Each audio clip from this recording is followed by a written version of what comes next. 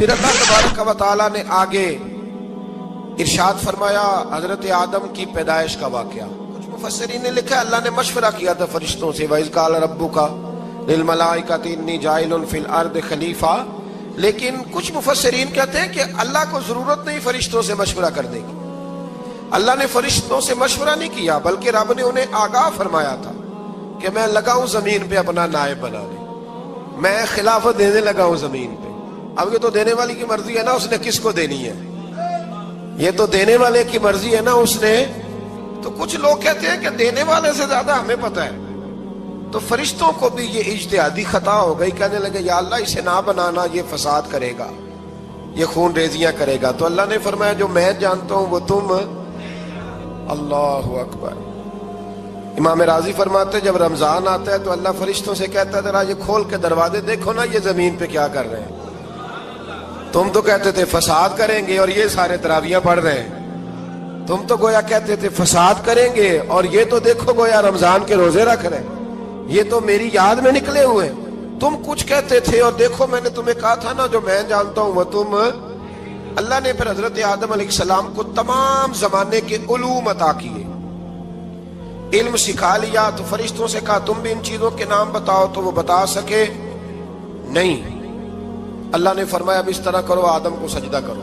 سب نے سجدہ کیا سوائے وہ. کہنے لگا یا اللہ صرف تجھے ہی کرنا ہے, کرنا بھی صرف اللہ کو چاہیے پر رب کے آگے بھی جھکنا چاہیے, اور جس کے سامنے رب جھکائے نا وہاں بھی.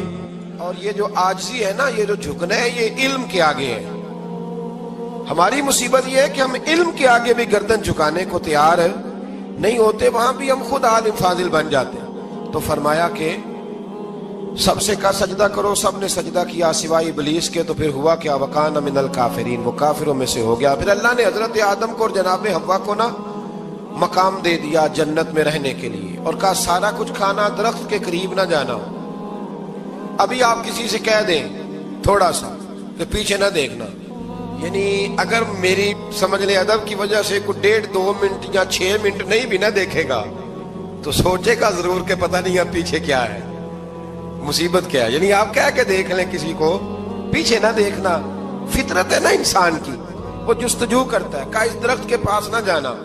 تو حضرت حوا سلام اللہ علیہ کہتے ہیں دل میں خیال رہتا تھا کہ آخر ہے کیا درخت کے پاس. یہی انسان کا عقیدہ توحید ہے کہ جہاں سے رب منع کر دے وہاں وہ منع ہو جائے. اور یہ ان کی خطا نہیں تھی, یہ اللہ کی حکمت تھی, چونکہ رب نے تو پہلے کہہ دیا تھا بنایا ہی زمین کے لیے, تو یہ تو سارا کچھ ہونا تھا تو زمین پہ آنا تھا نا. تو حضرت حوا اور جناب آدم کے پاس شیطان آیا, اب اس کو نکال تو دیا تھا پر ابھی اس کا جنت میں آنا جانا بند نہیں ہوا تھا, یہ بھی اللہ کی حکمت تھی. تو وہ کہنے لگا تمہیں پتہ ہے بعد میں مر جاؤ گے.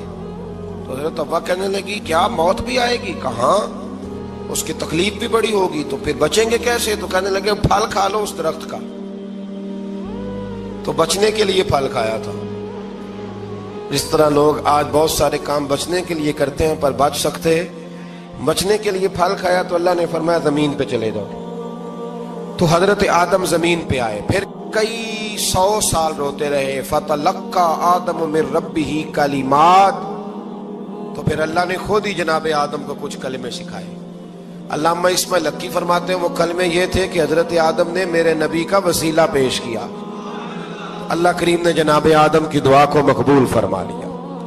پھر آگے بنی اسرائیل کا ذکر آ جاتا ہے. اللہ تعالیٰ نے بنی اسرائیل, آج آپ اسی قوم کو یہودی کہتے ہیں, ان کو اللہ نے اس زمانے میں فضیلت عطا کی تھی بہت زیادہ. تو عرب کے اندر جب نبی پاک علیہ السلام نے اعلان نبوت کیا تو کچھ لوگوں نے یہ کہہ دیا کہ اگر یہ یہودی کلمہ پڑھ لیں گے تو ہم بھی پڑھ لیں گے. تو پھر اللہ نے انہیں یاد کرایا کہ تم اصل میں کیا ہو, تمہیں کلمہ پڑھنا چاہیے. تو اہل یہود کا تذکرہ کرتے کرتے رب کریم نے ایک بات یہ بھی ارشاد فرمائی کہ تم لوگوں کو تو کہتے رہے ہو کہ وہ نبی آنے والے ہیں, وہ نبی آنے والے ہیں, اور جب آ گئے ہیں تو ماننے کو تیار نہیں ہو. تو فرمایا تأمرون الناس بالبر وتنسون انفسکم وانتم تتلون الکتاب, لوگوں کو بھلائی کا حکم دیتے ہو اور اپنے آپ کو بھول جاتے ہو. افلا تعقلون, تمہیں عقل نہیں؟ پھر اللہ نے انہیں یہ بھی یاد کرایا کہ یاد کرو وہ زمانہ کہ جب فرعون نے خواب دیکھ لیا تھا کہ کوئی بچہ اس کی سلطنت کو تباہ کرے گا، تو پھر اس نے تمہارے بچوں کو ذبح کرانا شروع کیا اور تمہاری بیٹیوں کو چھوڑتا تھا۔ فرمایا یہ بھی تو تم نے دیکھا، میں نے تمہیں پھر تم سے کہا جہاد کرو قوم عمالقہ کے خلاف، تو مقام طیہ میں جا کے یہ لوگ کہنے لگے ہم سے جہاد نہیں ہوتا۔ اللہ نے انہیں ایک میدان میں قید کر دیا۔ بڑی دلچسپ بات، قید تو لوگ ہوتے ہیں نا چار دیواری میں، تو اللہ نے بنی اسرائیل والوں کو جب انہوں نے کہا ہم جہاد نہیں کریں گے تو اللہ نے میدان میں قید کر دیا۔ میدان میں، یہ یاد رکھیں، جب انسان اللہ کی نافرمانی کرتا ہے تو اسے ایسی قید ملتی ہے جس کا اس نے تصور بھی نہیں کیا ہوتا۔ ایک میدان ہے مقام طیہ، قید ہو گئے، سارا دن سفر کرتے تھے، سارا دن، تو رات کو تھک کے سوتے تھے، صبح اٹھتے تھے نا جب، تو وہیں ہوتے تھے جہاں کل صبح چلے تھے۔ تو رب جب کسی کو قیدی بناتے ہیں تو اسے زنجیروں کی، سلاخوں کی ضرورت ہے۔ دعا فرمائے اللہ تبارک و تعالی غموں سے نجات عطا فرمائے، یہ دعا فرمائے۔ ایسی قید دیتا ہے کہ جس سے پھر چھٹکارا ہو سکتا۔ تو بنی اسرائیل کا بہت زیادہ تذکرہ اس بارے میں اللہ تبارک و تعالی نے پھر بیان کیا، اور پھر کہا کہ انہیں جو حکم دیا جاتا تھا یہ اس کی سرتابی کرتے تھے، پھر اللہ نے ان پر ذلت نازل کر دی اور یہ ہمیشہ اس کا شکار رہے۔ قوم سبت کا ذکر فرمایا اللہ نے، ہفتے والے دن کچھ لوگ نافرمانی کرتے تھے۔ ہمارے بھی ہیلے بہانے ہیں نا آج کل کاروبار میں، تو اسی سپارے کی آیت نمبر 65 کے اندر اللہ تعالیٰ نے حضرت داؤد کی قوم کا ذکر کیا کہ اللہ نے انہیں حکم دیا تھا کہ ہفتے والے دن مچھلیاں نہیں پکڑنی، تو وہ کہتے تھے چلو ہاتھ لگا کے نہیں پکڑنی، ہاتھ لگا کے۔ وہ ہمارے لوگ ہیلے بہانے تلاش کر لیتے ہیں نا، وہ بڑے جناب انشورنس والا آ گیا، اب وہ بینک والا آ گیا، وہ فلانے صاحب آ گئے، وہ تروڑ مروڑ کے کہانیاں باتیں، اور پھر ہمیں بھی رستے مل جاتے ہیں بچنے کے۔ مفتی صاحب نے کہہ دیا تھا، ایک مولانا سے میں نے ان کو کہا ہفتے والے دن مچھلیاں نہیں پکڑنے کا، نہیں پکڑتے، چھوٹے چھوٹے حوض بنا لیے، تو مچھلیاں زیادہ آتی تھی اس دن۔ یہ بھی اللہ کی قدرت تھی، نماز کے وقت گاہک زیادہ آتے ہیں، یہ اس کی قدرت ہوتی ہے۔ تو وہ مچھلیاں حوض میں جمع ہو جاتی ہیں، یوں سمجھ لیں کہ جال انہوں نے لگا لیے ہوئے تھے، تو جال میں وہ پھنستی رہتی تھی، حوضوں میں آتی رہتی تھی۔ ہفتے کو نہیں پکڑتے تھے، اتوار کو پکڑ لیتے تھے، تو پھر اللہ نے انہیں سزا دی۔ فرمایا تماشے کرتے ہو اللہ کے حکم کے ساتھ؟ کیا سزا دی؟ فَقُلْنَا لَهُمْ كُونُوا قِرَادَةً خَاسِئِينَ، فرمایا بندر بن جاؤ دھتکارے ہوئے۔ جو رزق حرام طریقے سے کماتے تھے رب انہیں بندر بنا دیتا تھا۔ ابھی بھی میں نے دیکھے بڑے بڑے تاجر پاگلوں جیسی زندگی گزار رہے ہیں، نفسیاتی طور پہ سکون نہیں ہے، کروڑوں روپیہ پڑا ہے۔ کیوں؟ اس لیے کہ رب کے بتائے ہوئے طریقے کے مطابق تجارت نہیں کرتے۔ آگے ایک اور دلچسپ بات آ گئی، بنی اسرائیل کے اندر نا ایک شخص نے اپنے چچا کو قتل کر دیا جائیداد کے لیے۔ یہ دیکھیں کب سے لوگ جائیداد کے لیے قتل کرتے آ رہے ہیں۔ چچا کو قتل کر دیا، اور قتل کر کے حضرت موسیٰ علیہ السلام کے پاس آئے کہ میرے چچا کو کسی نے قتل کر دیا ہے، تو بتائیں کیا کرنا ہے؟ تو آپ نے فرمایا کہ گائے ذبح کرو، اور اس کا ایک ٹکڑا مقتول کو مارو، مرنے والے کو، وہ خود اٹھ کے بتا دے گا مجھے کس نے قتل کیا ہے۔ اب ارادہ نہیں تھا گائے ذبح کرنے کا، تو بہانے کرنے لگے۔ ارادہ نہیں نہ ہوتا تو پھر کیا ہوتے ہیں؟ کہنے لگے گائے کس طرح کی ہو، بوڑھی ہو کہ بچی ہو، رنگ کیسا ہو، جوان ہو کہ چھوٹی ہو، حال میں ایک دفعہ چلنا سیکھ گئی ہو یا ابھی نہ سیکھی ہو۔ تو بتاتے گئے تو رب بھی شرطیں بیان کرتا گیا، گہرے زرد رنگ کی ہو، حال کے اندر اسے نہ چلایا گیا ہو، پانی نہ نکالا گیا ہو، نہ بچی ہو نہ جوان ہو، اس کے درمیان ہو۔ یہ ساری شرطیں کہاں پائی جاتی تھی؟ حضرت موسیٰ علیہ السلام کی قوم کا ایک شخص تھا جو اللہ کا ولی تھا۔ وہ جب انتقال کرنے لگا نا، اللہ اکبر، دیکھو رب ولیوں کی اولادوں پر بھی کتنا فضل فرماتا ہے۔ وہ جب انتقال کرنے لگا تو ایک اس کے پاس چھوٹی سی بچیا تھی، گائے کی بچی، اس نے جنگل میں چھوڑ دی۔ کہنے لگا یا اللہ میں تیرے نام پہ چھوڑتا ہوں، میرا بچہ جوان ہو جائے تو اسے دے دینا، اور تو سرمایہ ہی کوئی نہیں۔ بچہ بڑا ہوا تو بچہ بھی بڑا نیک تھا، اپنی ماں کا بڑا فرما بردار تھا۔ اس کی ماں نے کہا بیٹا تیرے باپ نے ایک گائے چھوڑی تھی، تو بچہ جنگل میں گیا اور جا کے کہنے لگا اے اللہ میری گائے مجھ سے ملا دے۔ تو رب کریم نے وہ گائے واپس کر دی۔ وہ گائے گھر لے آیا، اب وہ کہنے لگا اما بیچ دوں، تو اما کہنے لگی بیٹا میرے پوچھے بغیر نہ بیچنا۔ کئی دفعہ گاہک لگے پر اس نے کہا جب تک میری اما نہ کہے گی میں بیچوں گا۔ ادھر بنی اسرائیل والے شرطیں جتنی گائے کے بارے میں پوچھ چکے تھے وہ ساری اسی گائے میں پائی جاتی تھی، تو یہ ڈھونڈتے ڈھونڈتے وہاں پہنچ گئے، تو کہنے لگے گائے چاہیے، تو اس نے کہا بھی تمہاری مرضی سے نہیں، قیمت میری مرضی کی۔ ایک مفسر نے تو یہاں تک لکھا ہے کہ اس نے کہا گائے ذبح کر کے نا، تو جتنا گائے کے اندر گوشت ہوگا نا اتنا ہی کھال کے اندر تم مجھے مال بھر کے دو گے، اتنے سکے بھر کے دو گے، اتنی اشرفیاں بھر کے دو گے تو پھر تمہیں گائے دوں گا۔ تو پھر یہ گائے انہیں ملی اور یہ گائے لے کر کے آئے۔ زیادہ سوالات نہ کرتے تو زیادہ الجھتے نہ۔ ہم بھی دین کے معاملے میں بڑے سوال جواب کرتے ہیں، اتنا سوال کریں جتنی اس کی ضرورت ہے۔ ان لوگوں نے سوالات زیادہ کیے تو پھر الجھ زیادہ گئے۔ تو میرے بھائی اس کا ذکر بھی اللہ تبارک و تعالیٰ نے پہلے پارے کے اندر بیان فرمایا۔ پھر اللہ کریم نے فرمایا کہ کچھ ایسے لوگ بھی ہیں یہودیوں میں سے جن کا دعویٰ ہو گیا ہے کہ ہم اللہ کے بڑے پیارے ہیں۔ فرمایا یہ صرف ان کے منہ کی باتیں ہیں، یہ تو قیامت میں پتہ چلے گا نا کہ اللہ کا پیار کس کے ساتھ زیادہ ہے۔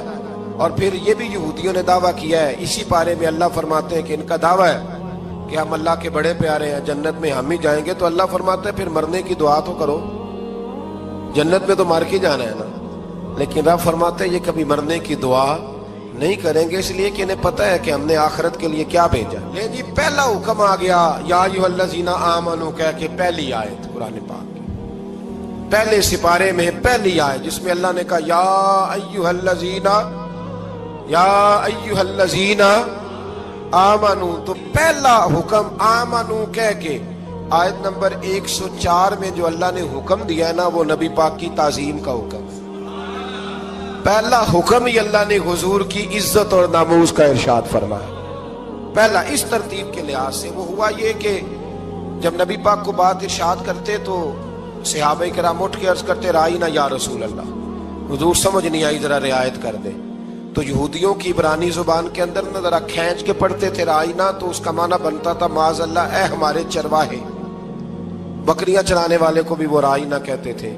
تو جب صحابہ یہ کہنے لگے تو اللہ نے منع کر دیا، فرمایا میرے محبوب کے غلاموں اس لفظ کے پیچھے چھپ کے، اس لفظ کے پیچھے چھپ کے لوگ میرے نبی کی بے ادبی کر جاتے ہیں، تو جس لفظ کا کوئی ایک معنی بے ادبی والا بنتا ہو وہ لفظ بھی میرے نبی کے لیے نہ کہو، لفظ وہ والے کہو جس میں کوئی بے ادبی کا معنی نکلے نہ۔ یہاں لوگوں نے بڑے بڑے لفظ نہیں بول دیے پھر کہتے میرا مطلب یہ تھا، میرا مطلب وہ تھا، تو تو نے وہ لفظ بولا کیوں جس کا کوئی غلط مطلب بھی نکل سکتا تھا۔ اللہ نے فرمایا یا ایھا الذین آمنوا لا تقولوا رائینا، اے ایمان والو رائینا کہو ہی نہ۔ تو یا اللہ کیا کہیں؟ فرمایا وقولوا انظرنا، تم کہو یا رسول اللہ ایک نظر فرمائیے، انداز دیکھیے، انظرنا ایک نظر۔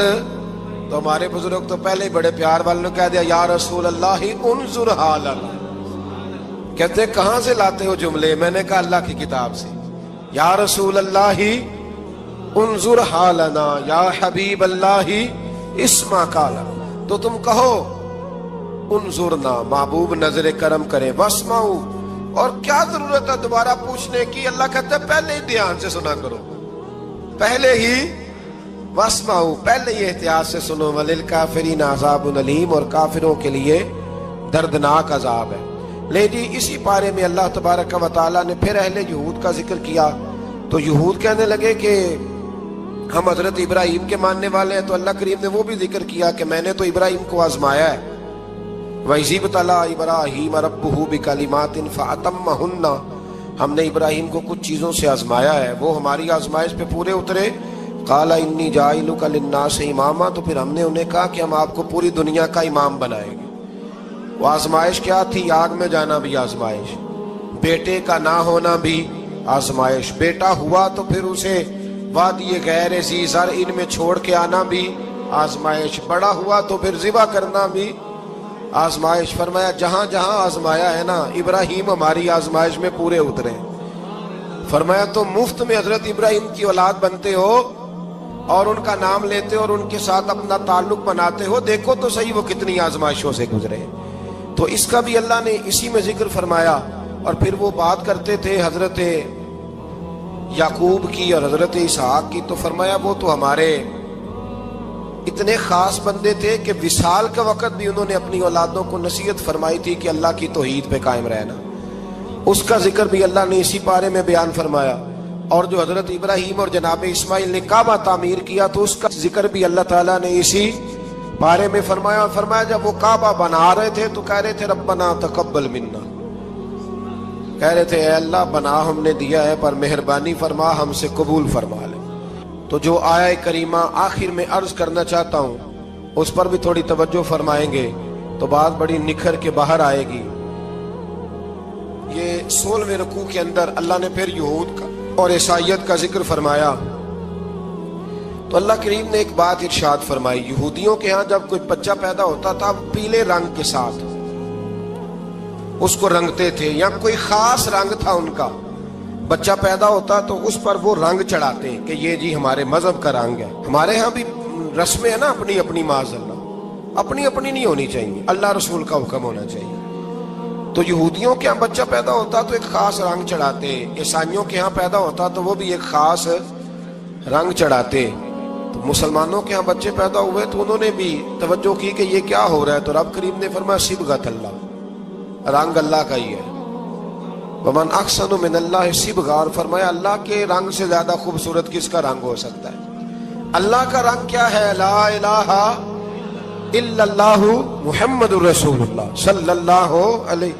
फरमाया नीले पीले काले रंग ना चढ़ाओ, अपने जहन पर तौहीद और रिसालत का रंग चढ़ाओ, ये सबसे बेहतरीन रंग है।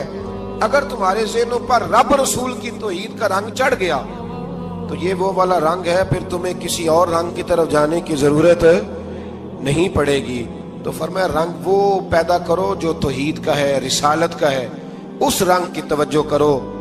कुरान मजीद के इस पारे में अल्लाह करीम ने मुख्तलिफ बातें बयान करके आखिरी रुकू में ये जो रंग का जिक्र फरमाया ना, तो ये लगता है पूरे पारे का खुलासा है कि रब करीम ने फरमाया असल बात यह है कि तुम्हारी सोचों पे रब रसूल की तौहीद और रिसालत का रंग होना चाहिए। हर वक्त बच्चा पैदा हो को दुनिया से जाए तो रंग किसका होना चाहिए? अल्लाह रसूल के दीन का।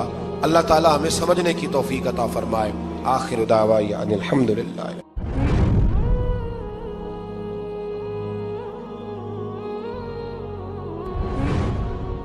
अल्लाह ताला ने इंसान को याद कराया है कि तूने इबादत अपने रब की करनी है। और फरमाया रब तुम्हारा वो है जिसने तुम्हारे लिए जमीन को फर्श बनाया है, आसमान को छत बनाया है, और आसमान से पानी बरसा के तो जमीन से फल उगाए हैं, रिज़्क़न लकुम, वो भी तेरे खाने के लिए उगाए हैं। वो जो आसमान से बारिश बरसा के जमीन से सब्ज़ और फल उगाए हैं तो वो भी तेरे लिए। जब सारा कुछ तेरे लिए बनाया तो तू भी तो इबादत करना अपने रब की, फिर किसी को उसका शरीक ना ठहरा। एक चैलेंज भी किया कुरान मजीद ने इस रुकू के अंदर।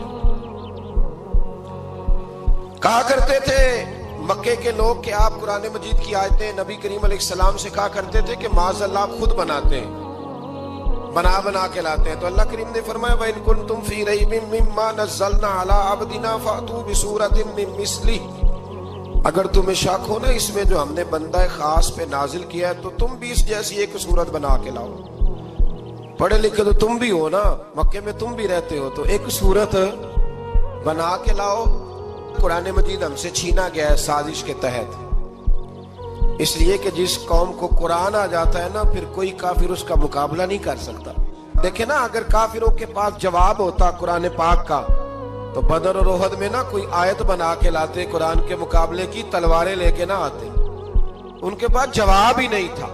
और कयामत तक किसी काफिर के पास कुरान मजीद का कोई जवाब, कुरान का कोई जवाब, कसम अल्लाह की जवाब कोई नहीं कुरान का, इसका कोई जवाब नहीं। क्या बात है कुरान पाक की। वो एक दफा मुसलमा कज़्ज़ाब बेईमान कहने लगा मैंने बना लिया कुरान पाक का जवाब। माज़अल्लाह, जवाब क्या बनाया? वो सूरत है ना अलकारिया तो मलकारिया, वमा अदराका मलकारिया, खड़खड़ाने वाली क्या है? खड़खड़ाने वाली तुम्हें क्या पता क्या है खड़खड़ी? क़यामत का जिक्र है। कहने लगा मैंने इस जैसी सूरत बना लिया। तो क्या बनाया? अलफील मलफील, वमा अदराका मलफील। कहने लगा हाथी, तुम्हें क्या पता क्या हाथी? तुम क्या जानो क्या हाथी। तो पास जो उसके अपने बैठे थे ना चेले, वो कहने लगे चुप कर जा, सारे जमाने को पता है हाथी क्या होता है। तो पागल है, उसके 2 कान होते हैं, एक सूंड होती है, 4 उसके पैर होते हैं। बेवकूफ आदमी, कुरान का मुकाबला करना है तो कुछ चज के साथ कर, पागलों की तरह मुकाबला करेगा, जूते खाएगा भी, हमें भी पढ़वाएगा। तो कुरान मजीद का कोई मुकाबला कर सका? तो इस आयत मुबारका में अल्लाह ने काफिरों को ये कहा, अगर मुकाबला नहीं कर सकते तो फिर अल्लाह से डरो, वरना दोज़ख में डाले जाओगे, वो जिसका ईंधन आदमी और पत्थर है, और बनाई भी काफिरों के लिए गई है। उइद्दत लिल काफिरीन, जहन्नम किसके लिए बनाई गई है? काफिरों और मुनाफिकों के लिए। मुसलमानों के लिए बनाई गई, मुसलमान मर्जी से छलांगे लगाएं तो इनकी मौज है, वरना इनके लिए जहन्नम, इनके लिए अल्लाह ने जन्नत बनाई है। और ये बात करते ही रब करीम ने फरमाया, ए महबूब अलैहिस्सलातु वस्सलाम, मोमिनों को खुशखबरी दे दे कि अल्लाह ने उनके लिए जन्नत बनाई है, उसमें बागात हैं, उन्हें रिस्क दिया जाएगा खाने के लिए, और उसमें उन्हें पाकीज़ा बीवियां दी जाएंगी, और फिर वो उसमें हमेशा रहेंगे, उन्हें उससे निकाला नहीं जाएगा। आगे जो आयत करीमा है ना, उसके अंदर अल्लाह तबारक व तआला ने फरमाया है कि अल्लाह हया नहीं करता समझाने के लिए, मच्छर की मिसाल भी देनी पड़े। फरमाया कुरान से कुछ लोग हिदायत हासिल करते हैं और कुछ गुमराह हो जाते हैं। जब लोग अपनी मर्जी की तशरीहात चाहते हैं तो गुमराह होते हैं, और जब कुरान को रसूलुल्लाह सल्लल्लाहु अलैहि वसल्लम और उम्मत मुस्लिमा की तशरीहात की रोशनी में समझते हैं तो फिर अल्लाह हिदायत अता फरमाता है। फिर अल्लाह तबारक व तआला ने आगे इरशाद फरमाया हजरत आदम की पैदाइश का वाकया। मुफस्सिरीन ने लिखा है अल्लाह ने मशवरा किया था फरिश्तों से, वइज़ क़ाल रब्बुका लिल मलाइकति इन्नी जाइलुन फिल अर्द खलीफा। लेकिन कुछ मुफस्सिरीन कहते हैं कि अल्लाह को जरूरत नहीं फरिश्तों से मशवरा करने की, अल्लाह ने फरिश्तों से मशवरा नहीं किया, बल्कि रब ने उन्हें आगाह फरमाया था कि मैं लगा हूं जमीन पे अपना नायब बनाने, मैं खिलाफत देने लगा हूं जमीन। अब ये तो देने वाली की मर्जी है ना, उसने किसको देनी है, ये तो देने वाले की मर्जी है ना उसने। तो कुछ लोग कहते हैं कि देने वाले से ज्यादा हमें पता है। तो फरिश्तों को भी ये इज्तिहादी खता हो गई, कहने लगे या अल्लाह इसे ना बनाना, ये फसाद करेगा, ये खून रेजियां करेगा। तो अल्लाह ने फरमाया जो मैं जानता हूं वो तुम, अल्लाहु अकबर। इमाम राजी फरमाते जब रमजान आता है तो अल्लाह फरिश्तों से कहता है जरा ये खोल के दरवाजे देखो ना, ये जमीन पे क्या कर रहे हैं। तुम तो कहते थे फसाद करेंगे और ये सारे तरावियां पढ़ रहे हैं, तुम तो गोया कहते थे फसाद करेंगे और ये तो देखो गोया रमजान के रोजे रख रहे हैं, ये तो मेरी याद में निकले हुए। तुम कुछ कहते थे और देखो मैंने तुम्हें कहा था ना जो मैं जानता हूं वो तुम।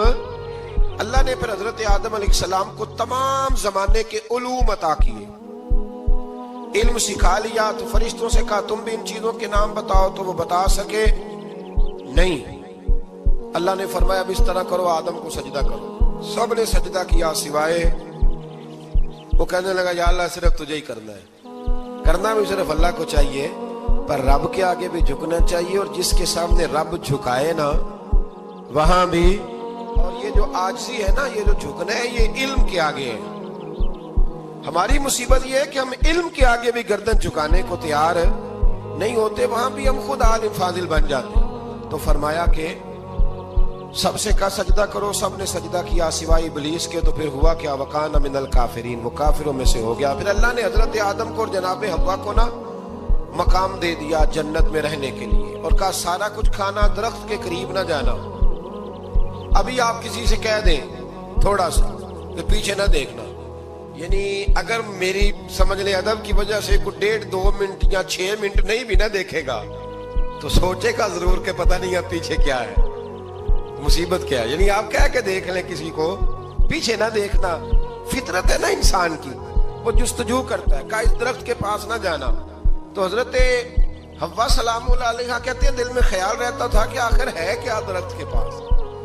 यही इंसान का अकीदा है, तौहीद है कि जहां से रब मना कर दे वहां वो मना हो जाए। और ये उनकी खता नहीं थी,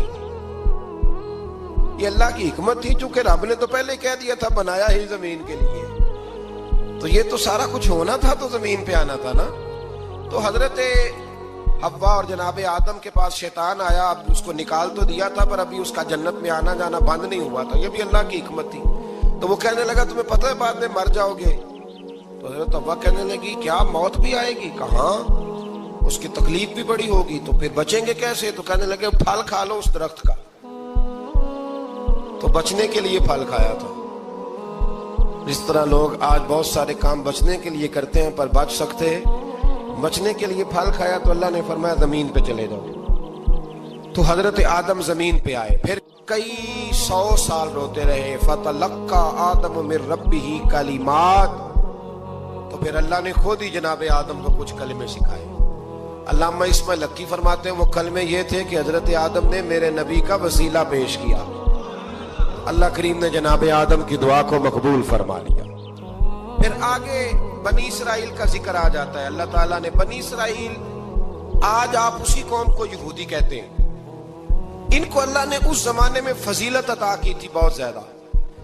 تو عرب کے اندر جب نبی پاک علیہ السلام نے اعلان نبوت کیا تو کچھ لوگوں نے یہ کہہ دیا کہ اگر یہ یہودی کلمہ پڑھ لیں گے تو ہم بھی پڑھ لیں گے۔ تو پھر اللہ نے انہیں یاد کرایا کہ تم اصل میں کیا ہو، تمہیں کلمہ پڑھنا چاہیے۔ تو اہل یہود کا تذکرہ کرتے کرتے رب کریم نے ایک بات یہ بھی ارشاد فرمائی کہ تم لوگوں کو تو کہتے رہے ہو کہ وہ نبی آنے والے ہیں، وہ نبی آنے والے ہیں، اور جب آ گئے ہیں تو ماننے کو تیار نہیں ہو۔ تو فرمایا تأمرون الناس بالبر وتنسون انفسکم وانتم تتلون الکتاب، لوگوں کو بھلائی کا حکم دیتے ہو اور اپنے آپ کو بھول جاتے ہو۔ افلا تعقلون، تمہیں عقل نہیں؟ پھر اللہ نے انہیں یہ بھی یاد کرایا کہ یاد کرو وہ زمانہ کہ جب فرعون نے خواب دیکھ لیا تھا کہ کوئی بچہ اس کی سلطنت کو تباہ کرے گا، تو پھر اس نے تمہارے بچوں کو ذبح کرانا شروع کیا اور تمہاری بیٹیوں کو چھوڑتا تھا۔ فرمایا یہ بھی تو تم نے دیکھا، میں نے تمہیں پھر تم سے کہا جہاد کرو قوم عمالقہ کے خلاف، تو مقام طیہ میں جا کے یہ لوگ کہنے لگے ہم سے جہاد نہیں ہوتا۔ اللہ نے انہیں ایک میدان میں قید کر دیا۔ بڑی دلچسپ بات، قید تو لوگ ہوتے ہیں نا چار دیواری میں، تو اللہ نے بنی اسرائیل والوں کو جب انہوں نے کہا ہم جہاد نہیں کریں گے تو اللہ نے میدان میں قید کر دیا۔ میدان میں، یہ یاد رکھیں، جب انسان اللہ کی نافرمانی کرتا ہے تو اسے ایسی قید ملتی ہے جس کا اس نے تصور بھی نہیں کیا ہوتا۔ ایک میدان ہے مقام طیہ، قید ہو گئے، سارا دن سفر کرتے تھے، سارا دن، تو رات کو تھک کے سوتے تھے، صبح اٹھتے تھے نا جب، تو وہیں ہوتے تھے جہاں کل صبح چلے تھے۔ تو رب جب کسی کو قیدی بناتے ہیں تو اسے زنجیروں کی، سلاخوں کی ضرورت ہے۔ دعا فرمائے اللہ تبارک و تعالی غموں سے نجات عطا فرمائے، یہ دعا فرمائے۔ ایسی قید دیتا ہے کہ جس سے پھر چھٹکارا ہو سکتا۔ تو بنی اسرائیل کا بہت زیادہ تذکرہ اس بارے میں اللہ تبارک و تعالی نے پھر بیان کیا، اور پھر کہا کہ انہیں جو حکم دیا جاتا تھا یہ اس کی سرتابی کرتے تھے، پھر اللہ نے ان پر ذلت نازل کر دی اور یہ ہمیشہ اس کا شکار رہے۔ قوم سبت کا ذکر فرمایا اللہ نے، ہفتے والے دن کچھ لوگ نافرمانی کرتے، ہمارے بھی ہیلے بہانے ہیں نا آج کل کاروبار میں۔ تو اسی سپارے کی آیت نمبر 65 کے اندر اللہ تعالیٰ نے حضرت داؤد کی قوم کا ذکر کیا کہ اللہ نے انہیں حکم دیا تھا کہ ہفتے والے دن مچھلیاں نہیں پکڑنی، تو وہ کہتے تھے چلو ہاتھ لگا کے نہیں پکڑنی، ہاتھ لگا کے۔ وہ ہمارے لوگ ہیلے بہانے تلاش کر لیتے ہیں نا، وہ بڑے جناب انشورنس والا آ گیا، اب وہ بینک والا آ گیا، اب وہ فلانے صاحب آ گئے، وہ تروڑ مروڑ کے کہانیاں باتیں، اور پھر ہمیں بھی رستے مل جاتے ہیں بچنے کے۔ مفتی صاحب نے کہہ دیا تھا، ایک مولانا سے میں نے ان کو کہا ہفتے والے دن مچھلیاں نہیں پکڑنی، کہا نہیں پکڑتے، چھوٹے چھوٹے حوض بنا لیے۔ تو مچھلیاں زیادہ آتی تھی اس دن، یہ بھی اللہ کی قدرت تھی۔ نماز کے وقت گاہک زیادہ آتے ہیں، یہ اس کی قدرت ہوتی ہے۔ تو وہ مچھلیاں حوض میں جمع ہو جاتی ہیں، یوں سمجھ لیں کہ جال انہوں نے لگا لیے ہوئے تھے، تو جال میں وہ پھنستی رہتی تھی، حوضوں میں آتی رہتی تھی۔ ہفتے کو نہیں پکڑتے تھے، اتوار کو پکڑ لیتے تھے، تو پھر اللہ نے انہیں سزا دی۔ فرمایا تماشے کرتے ہو اللہ کے حکم کے ساتھ، کیا سزا دی؟ فَقُلْنَا لَهُمْ كُونُوا قِرَادَةً خَاسِئِينَ، فرمایا بندر بن جاؤ دھتکارے ہوئے۔ جو رزق حرام طریقے سے کماتے تھے رب انہیں بندر بنا دیتا تھا۔ ابھی بھی میں نے دیکھے ہیں بڑے بڑے تاجر پاگلوں جیسی زندگی گزار رہے ہیں، نفسیاتی طور پہ سکون نہیں ہے، کروڑوں روپیہ پڑا ہے۔ کیوں؟ اس لیے کہ رب کے بتائے ہوئے طریقے کے مطابق تجارت نہیں کرتے۔ آگے ایک اور دلچسپ بات آ گئی، بنی اسرائیل کے اندر نا ایک شخص نے اپنے چچا کو قتل کر دیا جائیداد کے لیے۔ یہ دیکھیں کب سے لوگ جائیداد کے لیے قتل کرتے آ رہے ہیں۔ چچا کو قتل کر دیا، اور قتل کر کے حضرت موسیٰ علیہ السلام کے پاس آئے کہ میرے چچا کو کسی نے قتل کر دیا ہے تو بتائیں کیا کرنا ہے. تو آپ نے فرمایا کہ گائے ذبح کرو اور اس کا ایک ٹکڑا مقتول کو مارو, مرنے والے کو, وہ خود اٹھ کے بتا دے گا مجھے کس نے قتل کیا ہے. اب ارادہ نہیں تھا گائے ذبح کرنے کا تو بہانے کرنے لگے. ارادہ نہیں نہ ہوتا تو پھر کیا ہوتے ہیں, کہنے لگے گائے کس طرح کی ہو, بوڑھی ہو کہ بچی ہو, رنگ کیسا ہو, جوان ہو کہ چھوٹی ہو, حال میں ایک دفعہ چلنا سیکھ گئی ہو یا ابھی نہ سیکھی ہو. تو بتاتے گئے تو رب بھی شرطیں بیان کرتا گیا. گہرے زرد رنگ کی ہو, حال کے اندر اسے نہ چلایا گیا ہو, پانی نہ نکالا گیا ہو, نہ بچی ہو نہ جوان ہو, اس کے درمیان ہو. یہ ساری شرطیں کہاں پائی جاتی تھی؟ حضرت موسیٰ علیہ السلام کی قوم کا ایک شخص تھا جو اللہ کا ولی تھا. وہ جب انتقال کرنے لگا نا, اللہ اکبر, دیکھو رب ولیوں کی اولادوں پر بھی کتنا فضل فرماتا ہے. وہ جب انتقال کرنے لگا تو ایک اس کے پاس چھوٹی سی بچیا تھی, گائے کی بچی, اس نے جنگل میں چھوڑ دی. کہنے لگا یا اللہ میں تیرے نام پہ چھوڑتا ہوں, میرا بچہ جوان ہو جائے تو اسے دے دینا, اور تو سرمایہ ہی کوئی نہیں. بچہ بڑا ہوا تو بچہ بھی بڑا نیک تھا, اپنی ماں کا بڑا فرما بردار تھا. اس کی ماں نے کہا بیٹا تیرے باپ نے ایک گائے چھوڑی تھی. تو بچہ جنگل میں گیا اور جا کے کہنے لگا اے اللہ میری گائے مجھ سے ملا دے. تو رب کریم نے وہ گائے واپس کر دی. وہ گائے گھر لے آیا. اب وہ کہنے لگا اماں بیچ دوں, تو اماں کہنے لگی بیٹا میرے پوچھے بغیر نہ بیچنا. کئی دفعہ کہا لگے پر اس نے کہا جب تک میری اماں نہ کہے گی میں بیچوں گا. ادھر بنی اسرائیل والے شرطیں جتنی گائے کے بارے میں پوچھ چکے تھے وہ ساری اسی گائے میں پائی جاتی تھی. تو یہ ڈھونڈتے ڈھونڈتے وہاں پہنچ گئے تو کہنے لگے گائے چاہیے. تو اس نے کہا بھی تمہاری مرضی سے نہیں, قیمت میری مرضی کی. ایک مفسر نے تو یہاں تک لکھا ہے کہ اس نے کہا گائے ذبح کر کے نا تو جتنا گائے کے اندر گوشت ہوگا نا اتنا ہی کھال کے اندر تم مجھے مال بھر کے دو گے, اتنے سکے بھر کے دو گے, اتنی اشرفیاں بھر کے دو گے تو پھر تمہیں گائے دوں گا. تو پھر یہ گائے انہیں ملی اور یہ گائے لے کر کے آئے. زیادہ سوالات نہ کرتے تو زیادہ الجھتے نہ. ہم بھی دین کے معاملے میں بڑے سوال جواب کرتے ہیں, اتنا سوال کریں جتنی اس کی ضرورت ہے. ان لوگوں نے سوالات زیادہ کیے تو پھر الجھ زیادہ گئے. تو میرے بھائی اس کا ذکر بھی اللہ تبارک و تعالیٰ نے پہلے پارے کے اندر بیان فرمایا. پھر اللہ کریم نے فرمایا کہ کچھ ایسے لوگ بھی ہیں یہودیوں میں سے جن کا دعویٰ ہو گیا ہے کہ ہم اللہ کے بڑے پیارے ہیں. فرمایا یہ صرف ان کے منہ کی باتیں ہیں, یہ تو قیامت میں پتہ چلے گا نا کہ اللہ کا پیار کس کے ساتھ زیادہ ہے.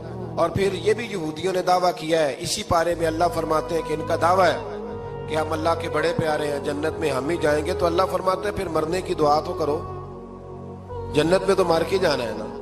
لیکن رب فرماتے ہیں یہ کبھی مرنے کی دعا نہیں کریں گے, اس لیے کہ انہیں پتہ ہے کہ ہم نے آخرت کے لیے کیا بھیجا. لیکن جی پہلا حکم آ گیا یا ایھا الذین آمنوا کہہ کے, پہلی آیت قرآن پاک پہلے سپارے میں پہلی آیت جس میں اللہ نے کہا یا ایھا الذین آمنوا. تو پہلا حکم آمنوا کہہ کے آیت نمبر 104 میں جو اللہ نے حکم دیا ہے نا وہ نبی پاک کی تعظیم کا حکم ہے. پہلا حکم ہی اللہ نے حضور کی عزت اور ناموس کا ارشاد فرمایا. پہلا اس ترتیب کے لحاظ سے وہ ہوا یہ کہ جب نبی پاک کو بات ارشاد کرتے تو صحابہ کرام اٹھ کے عرض کرتے رائینا یا رسول اللہ, حضور سمجھ نہیں آئی ذرا رعایت کر دیں. تو یہودیوں کی عبرانی زبان کے اندر نہ ذرا کھینچ کے پڑھتے تھے رائینا, تو اس کا معنی بنتا تھا معاذ اللہ اے ہمارے چرواہے. بکریاں چرانے والے کو بھی وہ رائینا کہتے تھے. تو جب صحابہ یہ کہنے لگے تو اللہ نے منع ہی کر دیا. فرمایا میرے محبوب کے غلاموں اس لفظ کے پیچھے چھپ کے, اس لفظ کے پیچھے چھپ کے لوگ میرے نبی کی بے ادبی کر جاتے ہیں. تو جس لفظ کا کوئی ایک معنی بے ادبی والا بنتا ہو وہ لفظ بھی میرے نبی کے لیے نہ کہو. لفظ وہ والے کہو جس میں کوئی بے ادبی کا معنی نکلے نہ.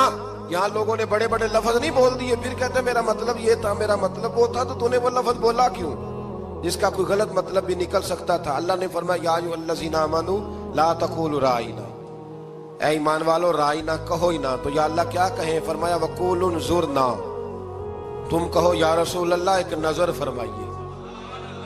انداز دیکھیے, انظرنا ایک نظر. تو ہمارے بزرگ تو پہلے بڑے پیار والوں نے کہہ دیا یا رسول اللہ انظر حالنا, کہتے ہیں کہاں سے لاتے ہو جملے؟ میں نے کہا اللہ کی کتاب سے. یا رسول اللہ انظر حالنا، یا حبیب اللہ اسمع قالنا. تو تم کہو انظرنا، محبوب نظر کرم کریں، واسمعوا، اور کیا ضرورت ہے دوبارہ پوچھنے کی؟ اللہ کہتا ہے پہلے ہی دھیان سے سنا کرو، پہلے ہی واسمعوا، پہلے ہی احتیاط سے سنو. وللکافرین عذاب علیم، اور کافروں کے لیے دردناک عذاب ہے. لے جی اسی پارے میں اللہ تبارک و تعالیٰ نے پھر اہل یہود کا ذکر کیا. تو یہود کہنے لگے کہ ہم حضرت ابراہیم کے ماننے والے ہیں. تو اللہ کریم نے وہ بھی ذکر کیا کہ میں نے تو ابراہیم کو آزمایا ہے. وَإِذِ ابْتَلَىٰ إِبْرَاهِيمَ رَبُّهُ بِكَلِمَاتٍ فَأَتَمَّهُنَّ، ہم نے ابراہیم کو کچھ چیزوں سے آزمایا ہے، وہ ہماری آزمائش پہ پورے اترے. قَالَ إِنِّي جَاعِلُكَ لِلنَّاسِ إِمَامًا، تو پھر ہم نے انہیں کہا کہ ہم آپ کو پوری دنیا کا امام بنائیں گے. وہ آزمائش کیا تھی؟ آگ میں جانا بھی آزمائش، بیٹے کا نہ ہونا بھی آزمائش، بیٹا ہوا تو پھر اسے وادی غیر ذی زرع میں چھوڑ کے آنا بھی آزمائش، بڑا ہوا تو پھر ذبح کرنا بھی آزمائش. فرمایا جہاں جہاں آزمایا ہے نا، ابراہیم ہماری آزمائش میں پورے اترے. فرمایا تو مفت میں حضرت ابراہیم کی اولاد بنتے ہو اور ان کا نام لیتے ہو اور ان کے ساتھ اپنا تعلق بناتے ہو، دیکھو تو صحیح وہ کتنی آزمائشوں سے گزرے. تو اس کا بھی اللہ نے اسی میں ذکر فرمایا. اور پھر وہ بات کرتے تھے حضرت یعقوب کی اور حضرت اسحاق کی. تو فرمایا وہ تو ہمارے اتنے خاص بندے تھے کہ وصال کے وقت بھی انہوں نے اپنی اولادوں کو نصیحت فرمائی تھی کہ اللہ کی توحید پہ قائم رہنا. اس کا ذکر بھی اللہ نے اسی پارے میں بیان فرمایا. اور جو حضرت ابراہیم اور جناب اسماعیل نے کعبہ تعمیر کیا تو اس کا ذکر بھی اللہ تعالیٰ نے اسی پارے میں فرمایا. فرمایا جب وہ کعبہ بنا رہے تھے تو کہہ رہے تھے ربنا تقبل منا، کہہ رہے تھے اے اللہ بنا ہم نے دیا ہے پر مہربانی فرما ہم سے قبول فرما لے. تو جو آیہ کریمہ آخر میں عرض کرنا چاہتا ہوں اس پر بھی تھوڑی توجہ فرمائیں گے تو بات بڑی نکھر کے باہر آئے گی. یہ 16ویں رکوع کے اندر اللہ نے پھر یہود کا اور عیسائیت کا ذکر فرمایا. تو اللہ کریم نے ایک بات ارشاد فرمائی. یہودیوں کے ہاں جب کوئی بچہ پیدا ہوتا تھا پیلے رنگ کے ساتھ اس کو رنگتے تھے، یا کوئی خاص رنگ تھا ان کا. بچہ پیدا ہوتا تو اس پر وہ رنگ چڑھاتے کہ یہ جی ہمارے مذہب کا رنگ ہے. ہمارے ہاں بھی رسمیں ہیں نا اپنی اپنی، معاذ اللہ اپنی اپنی نہیں ہونی چاہیے، اللہ رسول کا حکم ہونا چاہیے. تو یہودیوں کے ہاں بچہ پیدا ہوتا تو ایک خاص رنگ چڑھاتے، عیسائیوں کے ہاں پیدا ہوتا تو وہ بھی ایک خاص رنگ چڑھاتے. تو مسلمانوں کے ہاں بچے پیدا ہوئے تو انہوں نے بھی توجہ کی کہ یہ کیا ہو رہا ہے. تو رب کریم نے فرمایا صبغۃ اللہ، رنگ اللہ کا ہی ہے. ومن احسن من اللہ صبغہ، فرمایا اللہ کے رنگ سے زیادہ خوبصورت کس کا رنگ ہو سکتا ہے؟ اللہ کا رنگ کیا ہے؟ لا الہ الا اللہ محمد رسول اللہ صلی اللہ علیہ. فرمایا نیلے پیلے کالے رنگ نہ چڑھاؤ، اپنے ذہن پر توحید و رسالت کا رنگ چڑھاؤ. یہ سب سے بہترین رنگ ہے. اگر تمہارے ذہنوں پر رب رسول کی توحید کا رنگ چڑھ گیا تو یہ وہ والا رنگ ہے، پھر تمہیں کسی اور رنگ کی طرف جانے کی ضرورت نہیں پڑے گی. تو فرمایا رنگ وہ پیدا کرو جو توحید کا ہے، رسالت کا ہے، اس رنگ کی توجہ کرو. قرآن مجید کے اس پارے میں اللہ کریم نے مختلف باتیں بیان کر کے آخری رکوع میں یہ جو رنگ کا ذکر فرمایا نا، تو یہ لگتا ہے پورے پارے کا خلاصہ ہے کہ رب کریم نے فرمایا اصل بات یہ ہے کہ تمہاری سوچوں پہ رب رسول کی توحید و رسالت کا رنگ ہونا چاہیے. ہر وقت